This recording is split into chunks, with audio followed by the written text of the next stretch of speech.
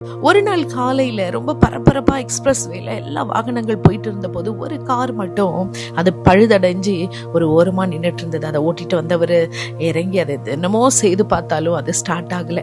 என்னடா பண்றதுன்னு சொல்லி ரொம்ப கவலையோடு கூட அவர் நின்று யோசித்து கொண்டு இருந்த போது திடீரென்று ஒரு விலை உயர்ந்த காரு அந்த காருக்கு முன்பாக வந்து நின்னது.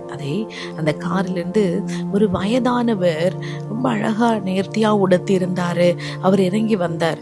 வந்து என்னன்னு சொல்லி கேட்டபோது, இல்லையா இது ஓடவே இல்லை, ஸ்டார்ட் ஆக மாட்டேது, நானும் என்னமோ செய்து பார்த்துட்டேன், கொஞ்சம் தள்ளுப்பா, நீ போய் வண்டியில உட்காருன்னு சொல்லி அவர் ஒரு 5 நிமிஷம் என்னமோ பண்ணிட்டு சொன்னாரு, இப்ப நீ ஸ்டார்ட் பண்ணி பாரு அப்படின்னு சொல்லும் போது அந்த காரை ஸ்டார்ட் பண்ணும்போது அந்த கார் வேலை செய்தது. உடனே அவரு அது இறங்கி வந்து இந்த வயதானவரை பார்த்து கேட்டார், ஐயா உங்களை பார்த்தா நீங்க வந்த விலையுயர்ந்த காரு, உங்களுடைய தோற்றத்தை பார்த்தா நீங்க ஒரு மெக்கானிக் மாதிரி எனக்கு தெரியல, ஆனா நீங்க கீழே இறங்கி என்னுடைய காரை ரிப்பேர் செய்ததுக்கு காரணம் என்னங்கய்யா, நான் தெரிஞ்சுக்கலாமா என்று கேட்டபோது அந்த வயதானவர் சொன்னாரா, இந்த காரை உருவாக்கினதே நான் தான் ஹென்ரி ஃபோர்ட் அப்படின்னு சொல்லி, நான் உருவாக்கின இந்த கார் ஓடாம இங்க நிற்கிறது எனக்கு பெருத்த அவமானம், அதனாலதான் நான் அதை ரிப்பேர் செய்தேன்னு சொன்னாராம். பிரியமான தேவனுடைய பிள்ளையே, உன்னை உருவாக்கின தேவன் நீ ஒரு மூளையில செயல்படாமல்